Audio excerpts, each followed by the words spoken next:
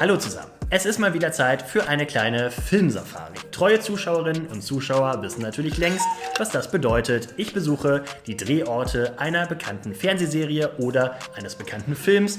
Wobei heute machen wir mal ein bisschen was anderes. Denn es gibt ja neben Filmen und Serien auch noch etwas dazwischen.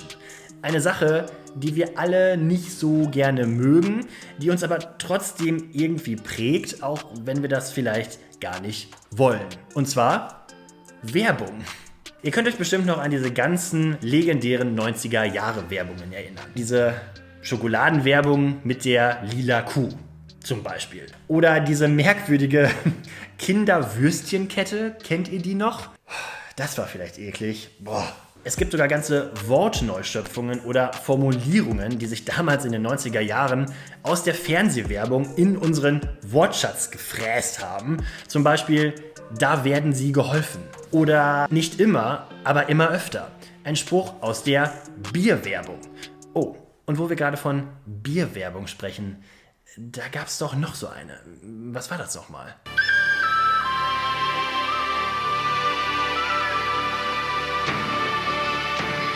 Ah, genau, die mit diesem idyllischen See. Bevor hier falsche Gerüchte auftauchen, das hier ist kein Werbevideo. Ich bekomme von keinem Unternehmen Geld für dieses Video und schon gar nicht von der Biermarke, über die wir jetzt sprechen werden. Es gibt auch noch 1000 andere tolle Biermarken. Bitburger, Warsteiner, Klausthaler, Diebels, Corona. Wobei, das ist jetzt vielleicht ein schlechtes Beispiel. Ich glaube, wir können auch einfach mal ganz neutral feststellen, dass diese Werbung mit dem See schon ganz raffiniert gemacht ist.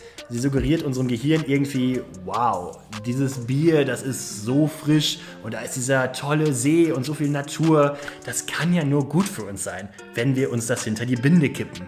Aber was ist eigentlich, wenn ich euch verrate, dass hinter diesem berühmten See aus der Fernsehwerbung eigentlich eine ziemlich traurige Geschichte steckt und dass diese idyllische Landschaft, die ihr alle aus dem Fernsehen kennt, heute gar nicht mehr so aussieht wie im Fernsehen.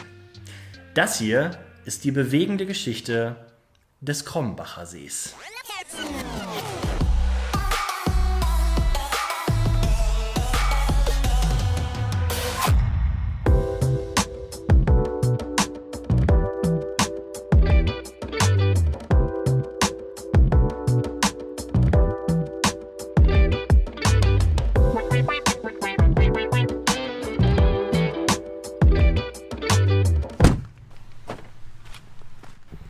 So, es ist mal wieder Zeit für eine kleine Wanderung, denn bevor wir über diesen berühmten See aus der Werbung reden, sollten wir ihn erstmal besuchen.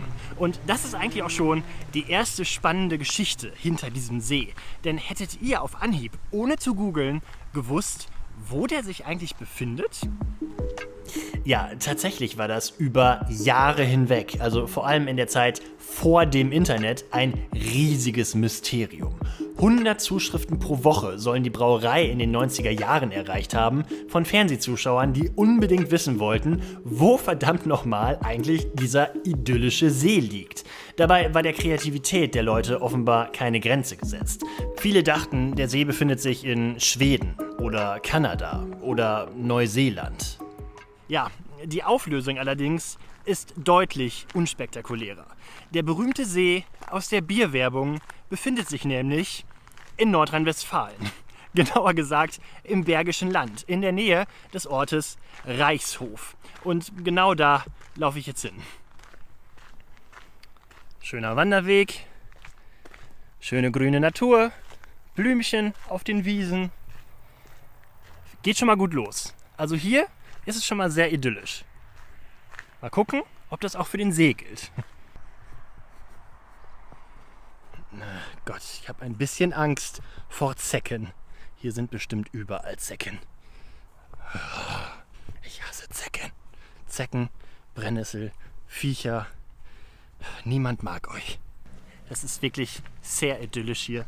Überall kleine Blümchen am Wegesrand. Man hört da auch so ein nettes kleines Plätscherflüsschen oder so ein Wasserfall oder so ein Bach oder so. Ob da wohl das Felsquellwasser herkommt? Man weiß es nicht. So, jetzt sind wir wieder auf einer richtigen Straße angelangt und ich glaube, wir kommen unserem Ziel allmählich näher. Aha, da ist schon Wasser zu sehen. Jetzt bin ich immer mal wirklich gespannt, ob das auch so idyllisch aussieht wie in der Werbung. Ja, da sind wir. Es ist ein ganz kleines bisschen ernüchternd, glaube ich. Weil so sieht das in der Werbung nicht aus. Gehen wir doch mal noch ein bisschen nach hier. Vielleicht haben wir hier einen besseren Blick. Ja, ja. Naja, zumindest einen etwas besseren Blick. Naja. Es sieht zumindest ähnlich aus. Ich habe mir hier natürlich, wie sich das gehört, wieder so ein paar Bilder zurechtgelegt aus den Fernsehwerbungen. Das hier ist zum Beispiel eine wirklich aus den 90er Jahren. Hier eine etwas aktuellere, das hier ist auch eine etwas aktuellere. Und es gibt wirklich hier welche, selbst diese ist von 1993. Und in jeder dieser Fernsehwerbungen ist immer diese Insel hier zu sehen. Und das ist tatsächlich die da. Das, was ihr da jetzt seht, hinter diesem Baum da, das ist die bekannte Krombacher Insel, die hier auch überall auf den Schildern beworben wird. Man hat nur leider wirklich als Besucher überhaupt gar keine Chance, sich die in dieser Perspektive hier anzugucken. Logischerweise, es gibt hier keinen Aussichtspunkt, nichts. Es gibt halt eben nur dieses Areal hier, alles abgesperrt mit einem Zaun. Da ist auch alles abgesperrt. Da ist auch so ein kleines Wasserwerk oder irgendwie sowas. Da kommt man auch nicht hin, weil das überall alles hier mit Toren versperrt ist. Gut. Wenn wir diesen See schon nicht richtig sehen können, dann beschäftigen wir uns halt mit den Fakten. Was ist das denn hier überhaupt für ein See? Die Antwort steht hier. Ja, herzlich willkommen an der Wieltalsperre, ein Stausee, errichtet ab Mitte der 60er Jahre und knapp 30 Jahre später bekannt geworden durch die Bierwerbung. Aber mit Bier hat dieser Stausee eigentlich überhaupt nichts zu tun. Das sogenannte Felsquellwasser, das die Brauerei in ihrer Werbung immer bewirbt, kommt laut eigener Aussage aus einer Vielzahl an Quellen und Brunnen am Fuße des Rothaargebirges. Diese Wieltalsperre dient in erster Linie nicht der Bierversorgung, sondern der Trinkwasserversorgung. Und zweitens dem Hochwasserschutz. Von diesen Talsperren gibt es hier in Nordrhein-Westfalen unzählige. Und warum die so wichtig sind, das haben wir ja vor kurzem auch gesehen bei dieser tragischen Hochwasserkatastrophe in NRW und Rheinland-Pfalz. Hier im Wasser gibt es einen Staudamm, der staut das Wasser auf knapp 300 Meter. Das heißt, wenn mal mehr Regen fällt als sollte, dann sorgt eben diese Wieltalsperre dafür, dass die umliegenden Ortschaften nicht überflutet werden. Aber dieser See hier, der ist ja nicht natürlich entstanden. Der wurde irgendwann mal angelegt. Und damit sind wir auch schon bei unserer zweiten spannenden Geschichte, die diesen See umgibt. Denn bevor dieser See angelegt werden konnte, musste erstmal eine ganze Menge passieren. Wir schreiben das Jahr 1967, das Jahr, in dem mit dem Bau der Wieltalsperre begonnen wird und ein Jahr, in dem das Gebiet des heutigen Stausees noch völlig anders aussieht, nämlich so. Hier befindet sich bewohntes Gebiet, mit anderen Worten, ganze Dörfer. Hier auf dieser Schautafel am See kann man ganz gut sehen, welche Dörfer sich hier damals befunden haben, wo heute der See ist. Nothausen zum Beispiel, Jägerhaus, Niederodenspiel, alles Orte, die man irgendwie noch nie gehört hat. Hohl, Berg, Finkenrad, Dresbach. All diese Orte existieren heute nicht mehr. Und zwar, weil diese Dörfer der Wieltalsperre weichen mussten. Die Häuser wurden abgerissen oder abgebrannt und dann sämtliche Dörfer geflutet. Wie das damals abgelaufen ist, das ist natürlich hochinteressant. Dummerweise kann ich euch das nicht erzählen, denn erstens gibt es darüber sehr wenige Informationen, zweitens bin ich selber nicht dabei gewesen. Aber ich kenne jemanden, der ist dabei gewesen. Hans-Dieter Schmalenbach. Der hat nämlich damals genau da gewohnt, in Nothausen. Und mit ihm habe ich mal telefoniert. Ja, hallo. Hallo Herr Schmalenbach, ich bin noch etwas früh. Passt es trotzdem? Passt wunderbar, danke. Erzählen Sie mir noch mal ein bisschen was über den Ort, in dem Sie damals gewohnt haben. Wie kann man sich den vorstellen? Der Ort hieß Nothausen, lag auf einer Anhöhe, landwirtschaftlich geprägt. 13 Häuser hatten wir damals zu der Zeit. Die Schule war im Nachbarort. Und im Nachbarort, in den beiden Nachbarorten gab es auch 2 kleine Geschäfte. Im Ort hier selbst, in Nothausen selbst, gab es nichts. Nothausen ist übrigens nicht in die Talsperre reingefallen, sondern platt gemacht worden, weil es mit der Versorgungsseite oder Entsorgung nicht klappen konnte, damals nach dem Talsperrenprojekt. Es gab einen Ort namens Sprenklingen, da war eine sogenannte alte Burg. Die Burgen, das waren früher diese Amtshäuser oder die Vogteihäuser. Es gab eine Mühle, die relativ alt war und das war es aber dann im Prinzip. Ansonsten ganz ärmliche Bauernansiedlungen. Man muss auch sagen, die Böden in unserer Gegend waren sehr, sehr unfruchtbar. Das nannte sich ja so Hafer-Spanien hier früher und Hafer war ja nichts Dolles. Und hier wuchs tatsächlich nur der Hafer und die Kartoffeln. Alles andere konnten sie hier vergessen, ne? Okay, und dann mussten diese Dörfer inklusive Nothausen dann irgendwann weg, weil diese Wiehltalsperre gebaut worden ist. Warum wurde die denn überhaupt gebaut? Unsere Gegend bestand damals mehr oder weniger aus sehr, sehr vielen kleinen Dörfern mit so 10, 12, 13, 15 Anwesen. Da war dann eine Ausdehnung nicht mehr möglich wegen Wasserknappheit. Ich kann mich als Kind erinnern, dass wir im Sommer halt kein Wasser hatten, beziehungsweise dann 50 Meter tiefer in einen sogenannten Brunnen, der lag neben einem Weiher. Aber in den Weiher flossen auch Fäkalien vom ganzen Dorf davon mal ab. Und dass also die Versorgung mit Trinkwasser überhaupt und speziell mit sauberem Trinkwasser nicht mehr gewährleistet war. Also konnte in den Dörfern keine Expansion mehr geschehen. Die Leute, die da gerne geblieben wären, konnten nicht mehr bauen und nichts mehr. Und dann hat man gesagt, nehmen wir dieses Gebiet, weil es insgesamt noch relativ nur haufenweise besiedelt war, kleine Ortschaften. Dann haben wir 11 Ortschaften sind dann in die Talsperre gefallen mit einer Bevölkerung von fast 400 Einwohnern. Ab wann war das denn wirklich klar, dass die Dörfer weg müssen und wie haben die Bewohner darauf reagiert? Erste Hälfte der 60er. Dazwischen kann man sagen 62, 63, 64. Da wurde die Sache dann konkret und die einen hatten Angebote, wo die gesagt haben, okay, sind wir mit zufrieden, wir sind sofort einverstanden, wir sind weg. Andere, nee, wollen wir nicht. Dann kam die emotionale Schiene natürlich, Heimatort verlassen und dies und jenes. Vor allen Dingen natürlich auch die Zockerei dann, wie kann ich am meisten rauskitzeln, was ja auch legitim ist. Und dann teilten sich natürlich die Meinungen so ein bisschen. War dann da so eine Art Trauer zu spüren in der Region? Ja, kann man sagen. Und haben sich die Bewohnerinnen und Bewohner dann angeguckt, was mit ihren Dörfern passiert ist, oder konnten die das nicht ertragen? Ja und nein. Einige haben dabei gestanden, haben sich dann angeguckt, haben mal gesagt, ich will das gar nicht sehen. Und, aber ich meine, man kann in der Summe sagen, damals ist natürlich, es ist emotional ja eine schwierige Situation. Aber wenn man mit je mehr Abstand an die Sache rangeht, ich würde sagen, heute auch diejenigen, die sich damals vielleicht nicht ganz gerecht behandelt gefühlt haben, es will heute doch keiner mehr tauschen. Wenn man mal sieht, was die,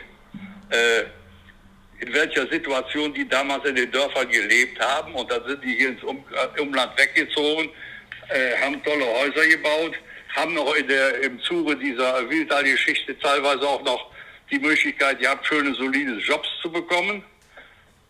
Innerhalb des Verbandes und so weiter. Im Endeffekt wollte keiner tauschen. In der Summe, muss man sagen, sind alle ganz gut dabei gefahren. Interessante Geschichte, oder? Tja, aber all das ist inzwischen ziemlich lange her. Inzwischen ist die Wiehltalsperre da und sie macht ihren Job und das seit inzwischen 60 Jahren. Irgendwann in den 90er Jahren wurde dann das Unternehmen Krombacher auf diesen See aufmerksam und nutzte ihn in seiner Fernsehwerbung. Wie das eigentlich damals alles abgelaufen ist und wer da eigentlich die Idee zu hatte und warum überhaupt, das habe ich das Unternehmen Krombacher mal gefragt, aber die wollten mir das nicht so richtig verraten.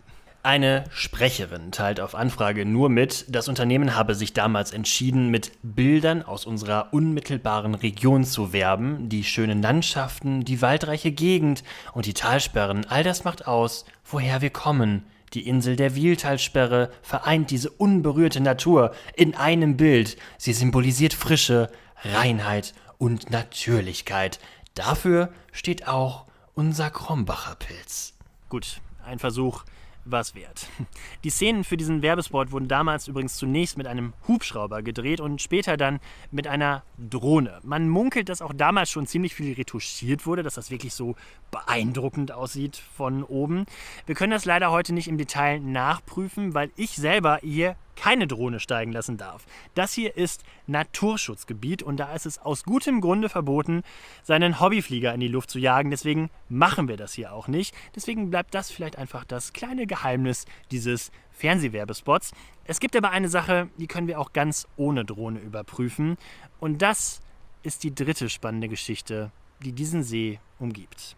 Ich weiß nicht, ob ihr das erkennen könnt. Ich zeige mal mit dem Finger dahin. Guck mal da oben. Da ragen so braune Spitzen aus dem Wald. Wisst ihr, was das ist? Das sind tote Fichten. Und wenn man mal so ein bisschen hier um die Wiehltalsperre rumfährt, sich die Umgebung hier in der Nähe anguckt, dann wird man feststellen, es gibt nicht nur diese 3 toten Fichten da. Das ist hier ein grundsätzliches Problem in den Wäldern, die diese Wiehltalsperre umgeben. Ich bin jetzt mal auf die andere Seite des Sees gefahren. Es gibt hier so einen kleinen Parkplatz, wo man parken kann und dann hat man hier einen wunderschönen Panoramablick auf diesen See. Und das sieht auch fast aus wie im Fernsehen. Naja, fast. Denn das, was man da sieht, ist schon teilweise ziemlich erschreckend. Ja, ihr habt es wahrscheinlich gerade schon neben mir gesehen. Das Erste, was einen hier an diesem wunderschönen Aussichtspunkt empfängt, sind tote Bäume, tote Fichten. Hier, da oben sieht man die letzten Lebenszeichen dieser Bäume. Unten ist schon alles tot und früher oder später wird der ganze Baum absterben. Wenn wir hier mal so ein kleines bisschen nach links gehen und uns diesen wunderschönen Ausblick anschauen, dann sehen wir auch da exakt dasselbe Problem. Wir sehen hier riesige braune Lücken in diesen Wäldern, wo die Bäume bereits abgestorben sind oder gerade beginnen zu sterben. Wir sehen dort hinten ganze Flächen, wo gar keine Bäume mehr stehen. Da haben die Förster schon die Bäume quasi abgeholzt und komplett aus dem Wald rausgeholt. Da sind schon richtig dicke Lücken, wo gar keine Bäume mehr sind. Und wenn wir mal noch ein bisschen weiter nach links gehen, dann sehen wir dasselbe Phänomen auch hier.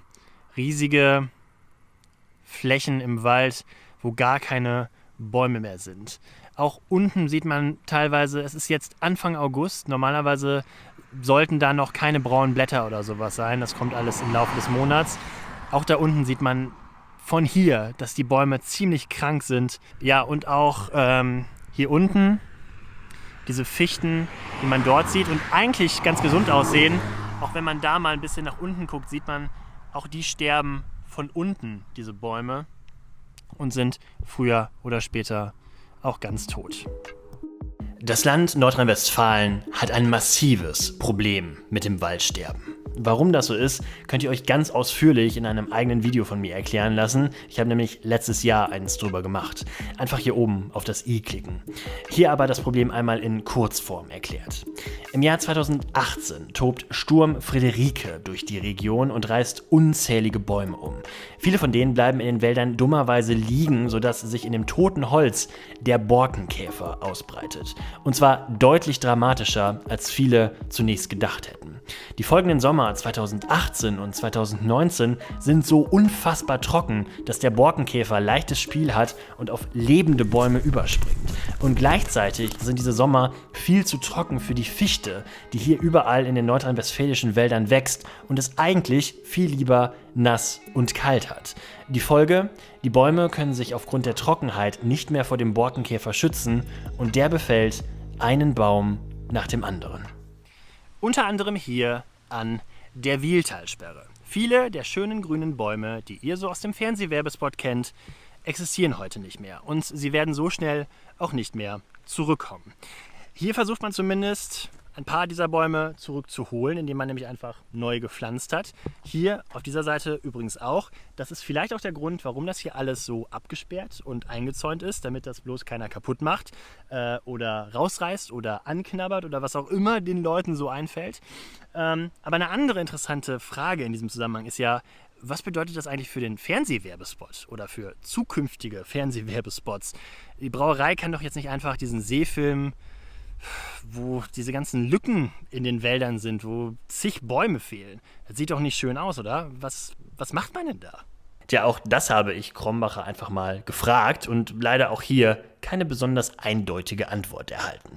Eine Sprecherin schreibt, man wolle auch in Zukunft die Krombacher Insel in der Werbung einsetzen und neu interpretieren, was auch immer das bedeuten soll. Man habe in neuen Werbefilmen neue Szenen rund um das Thema Natur einfließen lassen, bei gleichzeitiger eindeutiger Absenderschaft durch bestehende Motive. Die Natur hat viele Facetten und wir werden auch künftig die Augen nach Motiven offen halten und hoffen dabei weiterhin auf eine große Vielfalt.